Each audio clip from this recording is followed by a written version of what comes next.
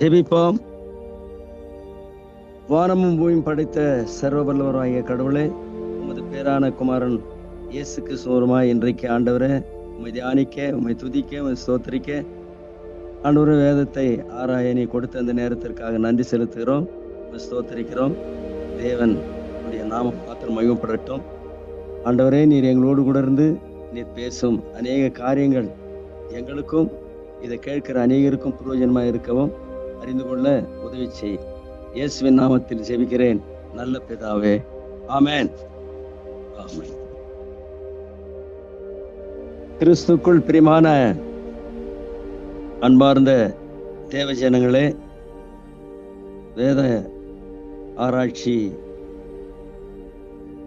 நாம் ஆராய்ந்து கொண்டு வருகிறோம். ஒவ்வொரு நாளும் தேவ திட்டங்கள் எப்படி இருக்கிறது, அவருடைய கட்டளைகள் எப்படி இருக்கிறது என்பதை அறிந்து மற்றவர்களுக்கு போதிக்கத்தக்கதாக ஆண்டவர் பெரிய காரியங்களை செய்து வருகிறார். இதோ இந்த நேரத்தில் கடவுள் நம்மோடு கூட இருந்து நம்மை வழி நடத்துவார். அதிகாலையில தேடுகிறவர்கள் கர்த்தரை கண்டடைவார்கள் என்று சொல்லப்பட்டிருக்கிறது. இதனுடைய தலைப்பு என்ன கொடுத்திருக்காங்கன்னா, கர்த்தருடைய விடுதலை மற்றும் எதிரிகள் மேல் வெற்றி. தேவனுடைய பிள்ளைகளுக்கு, தேவனை சார்ந்தவர்களுக்கு யார் எதிரியாக இருந்தாலும் அவர்களிடத்தில் இருந்து மீட்பது என்பதுதான் அந்த வெற்றிக்கான காரணம் என்று இங்கே போடப்பட்டிருக்கிறது. அதற்கான வசனங்களை தியானத்திற்கு கொடுக்கப்பட்டிருக்கிறது. ஏசாயா 49 அதிகாரம் 25, 26 வசனங்கள் முக்கியமானது. இது சிறுவர்களுக்கான வேத தியானம் என்பது அந்த விடுகதையை குறித்து சொல்லப்படுகிற நியாயாதிபதிகள்ல 14 அதிகாரம். இன்னொரு இடத்துல சங்கீதத்துல 37 அதிகாரம் 1 வசனம், 41 அதிகாரம் 13 வசனத்துல இவர்களை குறித்து பேசப்பட்டிருக்கிறது. இது முக்கியமான மனப்பாட வசனம்.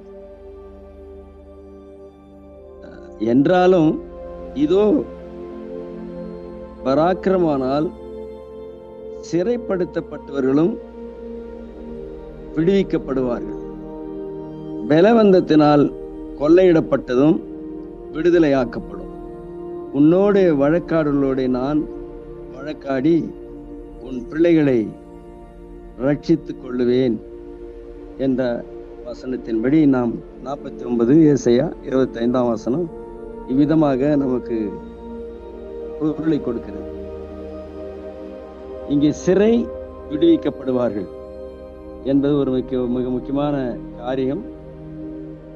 அப்படி தேவனால் ஏதாவது தேவ பிள்ளைகளுக்கு பலவந்தம் பண்ணப்பட்டோ அல்லது வேற ஏதோ விதமாக அவர்களை சிறையில் அடைக்கப்பட்டிருந்தாலும் கூட தேவன் அவர்களை விடுவிப்பார். அவருக்கு எதிராக வழக்காடுவார் சொன்னால் தேவ வார்த்தைகளை கொண்டு வழக்காடி அவர்களை மறுபடியுமாய் நான் அந்த இருப்பில் இருந்து அவளை மீட்டுக் கொள்வேன் என்பதுதான் இதனுடைய முழுமையான அர்த்தம். இதனுடைய சில விவரங்களை நாம் பார்க்கும்போது வார்த்தைகள் இவ்விதமாக நமக்கு தெளிவுபடுகிறது. ஏசாயா 49, 25, 26 வசனங்களை நாம் ஆராய்ந்து மேலோட்டமா பார்க்கும்போது தேவ மக்கள் இஸ்ரேல் என்பது விசுவாசிகள் என்பது சிறைப்பட்டாலும் தேவன் சொல்ற வார்த்தை, அவர்களை மீட்பேன், காப்பேன் என்று கர்த்தர் கொடுக்கும் வாக்குத்தத்தத்தை விளக்குகின்றன. இந்த வார்த்தைகள் தேவன் எப்பேற்பட்ட பராக்கிரமசாலியாய் மற்றும் மீட்பர் என்பதை வலியுறுத்துகின்றன. மெய்யாகவே கர்த்தர் சொல்லுகிறது என்னவென்றால், பராக்கிரமானால் சிறைப்பட்டவர்களும் விடுவிக்கப்படுவார்கள், பலவந்தனம் பண்ணினாலும் கூட கொள்ளையிடப்பட்டதும் அதையெல்லாம் விடுதலையாக்கப்படும். உன்னோடு வழக்காடுகளோடு உன் பிள்ளைகளை ரட்சித்துக் கொள்ளுவேன்.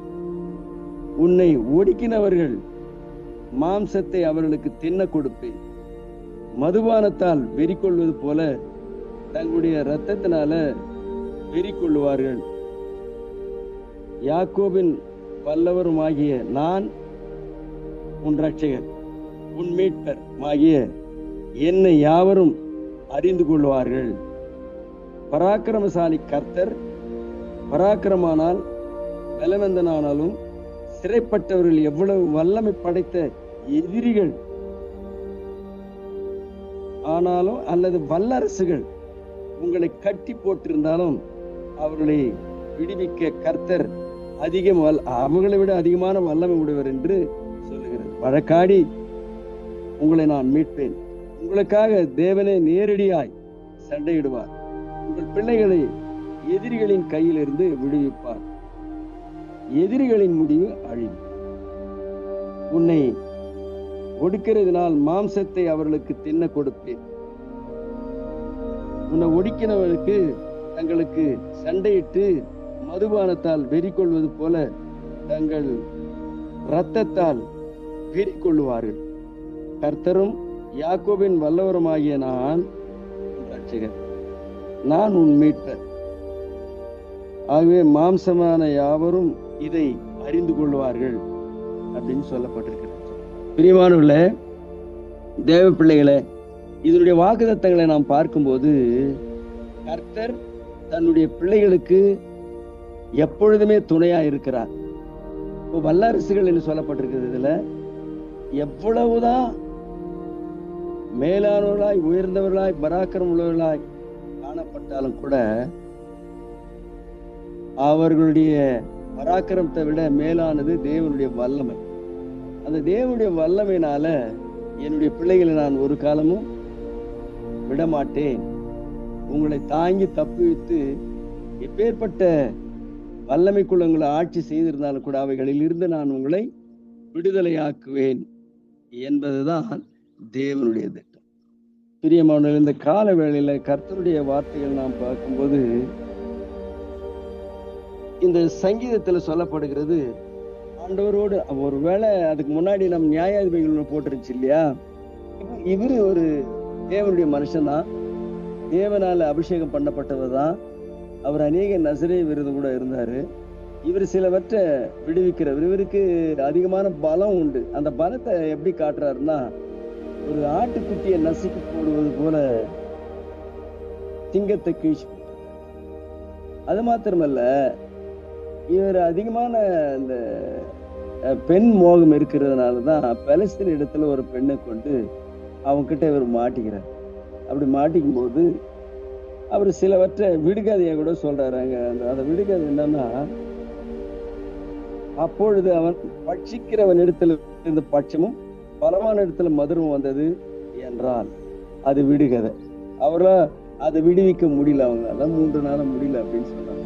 இப்போ ஆண்டவருடைய விடுதலை தேவனுடைய பிள்ளைகளுக்கு எப்பேற்பட்ட சிறை கோரையில தவித்துக் கொண்டுதான் எத்தனையோ தடவை சிம்சோனை மீட்டார் ஆண்டவர். ஆனாலும் மறுபடியும் அவர் இஷ்டத்தின்படி நடந்ததுனால அந்த விடுதலை பாயாக்கொள்ள. இன்றைக்கு நிறைய இடங்கள்ல கர்த்தரை சிறைப்பட்டவர்கள், அன்றைக்கு இயேசு கிறிஸ்து வரும்பொழுது அநேகர் சிறைப்பட்டவர்கள் இருந்தாங்க. அவர் கட்டுண்டவர்கள் இப்படி இதுல சொல்லுவார். ஏசாயாவுல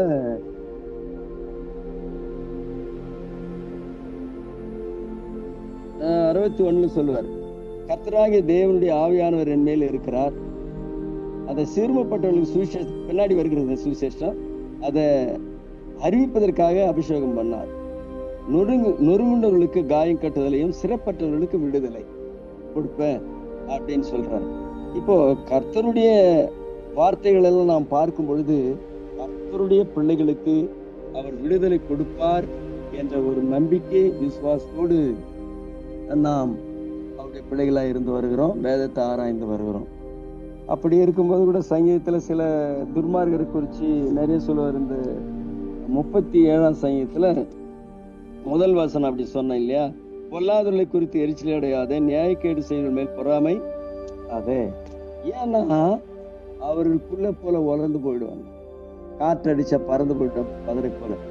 ஆனால் நீதிமான்களோ, நீ கர்த்தரை நோக்கி அமர்ந்திரு, காரி சுத்தல் மேல் தீவினை மனுஷன் மேல நீ எரிச்சல் பண்ணாத, கோபத்தை நெகிழ்ந்து உக்கிரகத்தை விட்டு விடு, பொல்லாப்பை செய்ய ஏதுவான எரிச்சல் உனக்கு வேண்டாம். பொல்லாதவங்க எப்ப பாரு அறுப்புண்டுதான் போவாங்க, கர்த்தருக்கு காத்திருக்கிறவளோ பூமியை சுழித்துக் கொள்வாள் என்று சொல்லப்படுகிறது. பிரியமானவர்களே, நீதிமான்களுக்கு இந்த 37ஆம் சங்கீதத்துல ஒரு 25 ஆசீர்வாதங்களை தெள்ள தெளிவாக போடப்பட்டிருக்கிறது. அவருடைய பிள்ளைகள் எப்படி இருப்பாங்க, அவங்க பிள்ளைங்க எப்படி இருக்கணும், குணாதிசயங்கள் அப்படின்றத இங்கே ஒரு இதே வசனத்துல அவர் சொல்வாரு, கோபம் இருக்கக்கூடாது அப்படின்னு சொல்றாரு. காத்திரு வழியை ஒப்புவிடு அப்படின்றாரு. அது மாத்திரமல்ல, நான் ஒரு துன்மார்கனை பார்த்தேன். அவன் தனக்கேற்ற நிலத்துல முளைத்திருக்கிற பச்சை மரத்தை போல தழைத்தவனாயிருந்தான். ரொம்ப ரொம்ப திருப்தி அடைந்தான். அவன் ஒழிஞ்சு போயிட்டான். அவன் இல்லை, அவனை தேடின, அவன் காணப்படவே இல்லை. உத்தமனுக்கு செம்மையான வழி இருக்கிறது என்பது தேவன் நிரூபித்து காட்டதான் நீதிமான்களுக்கும் துர்மார்கனுக்குள்ள வித்தியாசத்தை எடுத்து காட்டுகிறார். அதனால அவருடைய பிள்ளைகளுக்கு அவர் எப்பொழுதுமே நான் துணையா இருப்பேன் என்று கர்த்தருடைய வார்த்தை தெளிவாக நமக்கு சொல்லப்படுகிறது. இந்த கால வேளையில கூட நாம் அநேக காரியங்களை தேடுகிறவர்களாக இருக்கிறோம். அதாவது தேவனுடைய இந்த உலகம் பிரகாரம் தேடுறோம், ஏதோ தேடுறோம்.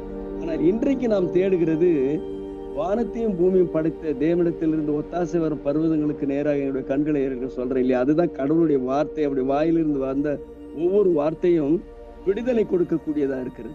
எத்தனை விடுதலை! எல்லாமே விடுதலை தான். இன்னைக்கு நம்ம எகிப்துல பார்த்தோன்னு சொன்னா அவருடைய பிள்ளைகள் அடிமையா போயிட்டாங்க. ஆனா தேவன் அவர்களை விடவில்லை. அவர்களை பாதுகாத்து தான் வந்தார். அவங்க சொல்றதெல்லாம் கேட்டுதான் வந்தார். ஆனா ஒரு நேரம் வந்தது. அந்த நேரம் வந்த பிறகு எப்படியாவது என்னுடைய பிள்ளைகள் அந்த கஷ்டத்திலிருந்து இவைகளிலிருந்து நான் என்ன நினைத்தவனோ அந்த இடத்திற்கு இவர்களை கொண்டு போக வேண்டும் என்று சொல்லி அவர் மனதில் எண்ணம் கொண்டு அவர்களை விடுதலையாக்க தீர்க்கதரிசியில் அனுப்பி விடுதலையாக்கிறார். இன்னைக்கு கண்டிப்பா நமக்கு விடுதலை, ஆண்டவர் தான் நமக்கு விடுதலை. நான் உனக்கு துணையா நிற்கிறேன். நான் மேலோட்டமா வாசித்தது போல என்ன செய்தார்களோ அதை நான் மறுபடியும் அவர்களுக்கு திருப்பி செய்வேன் அப்படின்னு சொல்றார். ஆனா இன்றைக்கு இயேசு கிறிஸ்து மூலமாய் நமக்கு மனம் திரும்புதல் கொடுக்கப்பட்டிருக்கு. எப்பேற்பட்ட துர்மார்கனா இருந்தாலும், எப்பேற்பட்ட பாவியா இருந்தாலும், எப்பேற்பட்ட சிறைக்குள்ள அடிபட்டு போயிருந்தாலும் மனம் திரும்பி ஆண்டவரை ஏற்றுக்கொண்டு அதுதான் சுவிசேஷம். அதன்படி அவன் திரும்பும் பொழுது அவனை விடுதலையாக்கி நீதிமான்களாக மாற்றுகிறார் என்பதுதான் தேவனுடைய திட்டம். அதனால அவருடைய பிள்ளைகள் அநேக வசதிகளால கஷ்டப்பட்டு கண்ணீர் விட்டு அழுததுனால எகிப்திலிருந்து அவர் விடுதலையாக்கி அதிசயங்களை அற்புதங்களை காண செய்து நான் எங்கே கொண்டு போவேனோ அங்கே இவர்களை கொண்டு போவேன் என்று சொல்லி அவர் திட்டம் கொண்டார். அதனால அவருக்கு முன்னாடி அநேக அற்புதங்கள் அவர் பராக்கிரமத்தை காட்டினார். அவர் யார் என்பதை தெரிவித்தார்.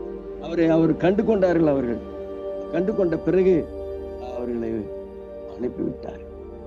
சும்மா அனுப்புற, என்ன கொடுக்க வேண்டுமோ அதெல்லாம் கொடுத்து அனுப்புனாங்க. ஆண்டவர் அவரோடு கூட இருக்கிறார். இந்த பொண்ணு என்னுடையது, வெள்ளியும் என்னுடையதுன்னு சொல்லுவார் ஆண்டவர் வசனத்துல. இப்படி எல்லாம் அவர் சொன்னதுனால தேவன் அவருடைய பிள்ளைகளுக்கு அவர் இறங்கி அநேக காரியங்களை செய்கிறார் என்பது உண்மையாக நாம் பார்க்கிறோம். இதை வேதத்திலே நாம் பார்க்கிறோம், வேத வசனத்திலே நாம் பார்க்கிறோம். இன்றைக்கு இந்த 25வது வசனம் மிக முக்கியமான காரியம் என்னன்னா, 49ல ஏசாயாவுல எந்த பராக்கிரமானாலும் எப்பேற்பட்ட சிறைப்பட்டு போயிருந்தாலும் அவங்களை கண்டிப்பா நான் விடுவிப்பேன்.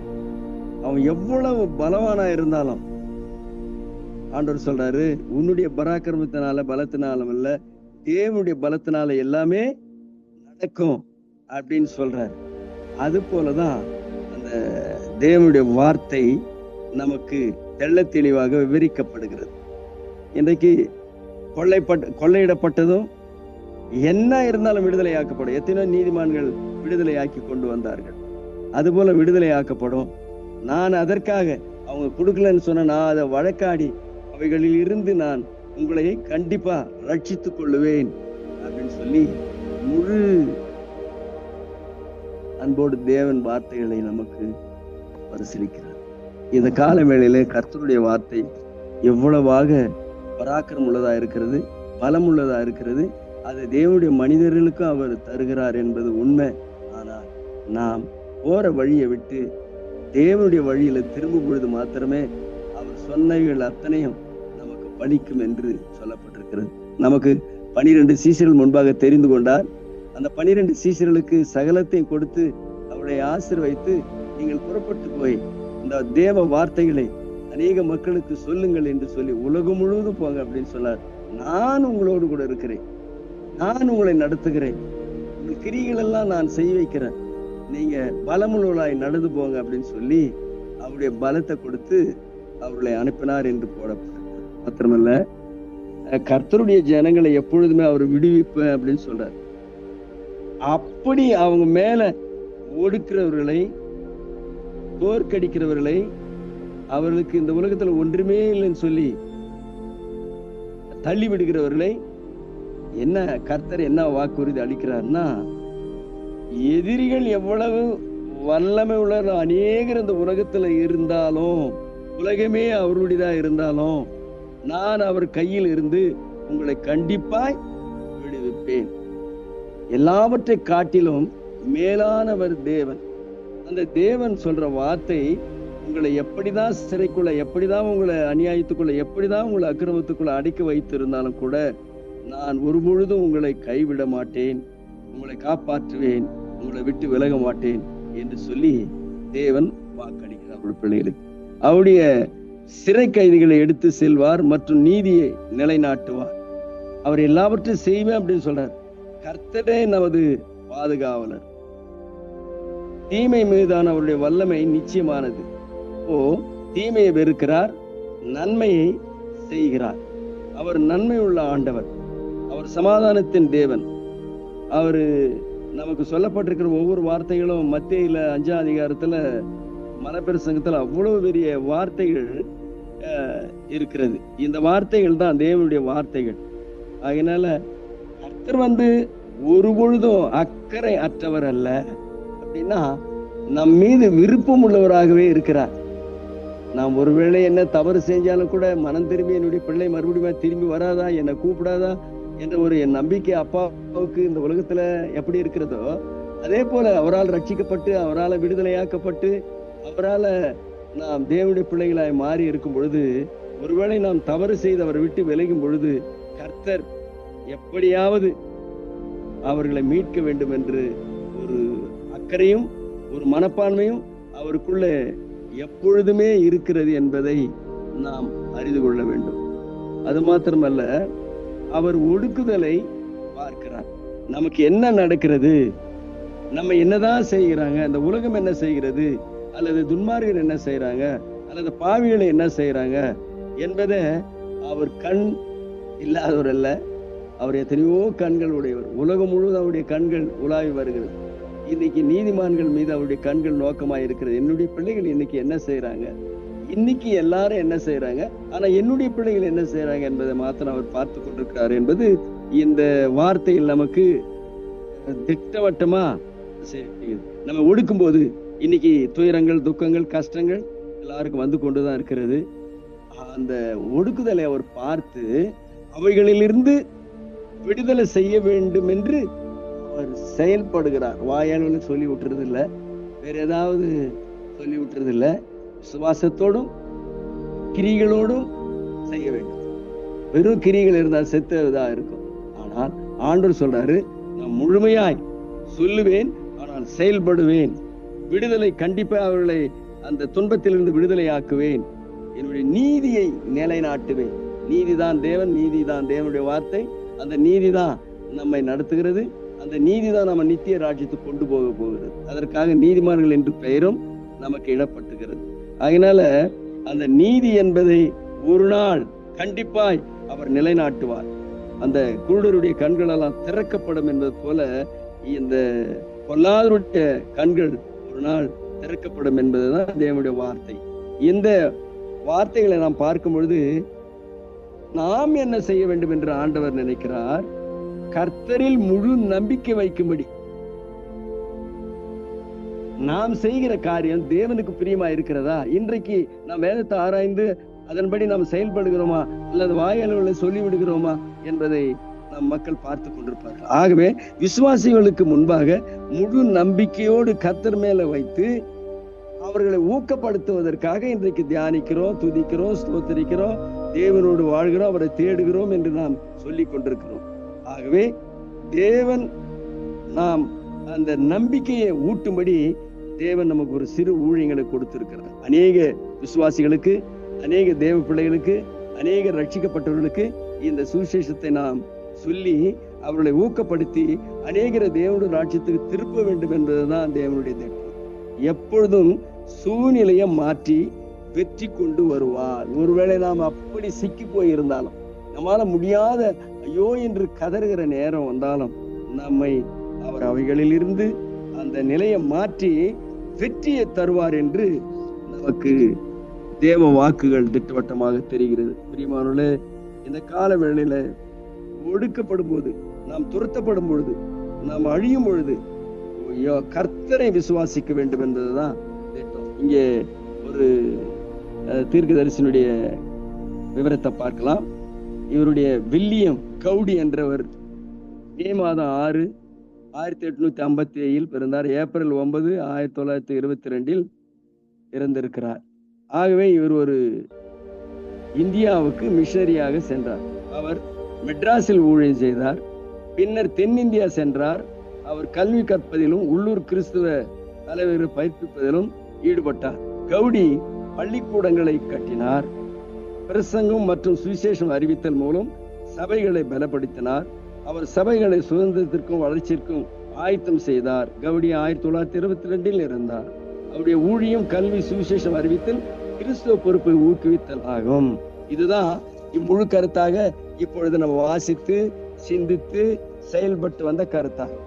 இதையே இவரும் குறிப்பிட்டு சொல்லுகிறார். ஆகினால நான் இந்தியாவுக்கு வந்த காரணம் என்ன, இந்தியாவில் நான் எதை முதல்ல அவர்களுக்கு சரியாக தெரிந்து கொள்ளவும் சரியாக புரிந்து கொள்ளவும் கல்வியை, அது மாத்திரமல்ல அங்க உள்ள இருக்கிற பல தன்னுடன் சேர்ந்து அவர்களுக்கு தேவ வார்த்தையை பயிற்றினார், சொன்னார் அப்படின்னு சொல்ல போட்டிருக்கிறது. அப்போ பள்ளிக்கூடம் அதிகமா கட்டிக்கிறாரு. பிரசங்கம் மற்றும் சுவிசேஷத்தை அறிவித்தல், இது அந்த கட்டணுடைய நோக்கமே, அந்த கல்வி கற்பது நோக்கமே, அநேகரை சந்திப்பது நோக்கமே, மெட்ராஸுக்கு வந்த நோக்கமே சுவிசேஷத்தை, தேவனுடைய வார்த்தையை அறிவிக்க வேண்டும் என்பதே அவருடைய திட்டம்.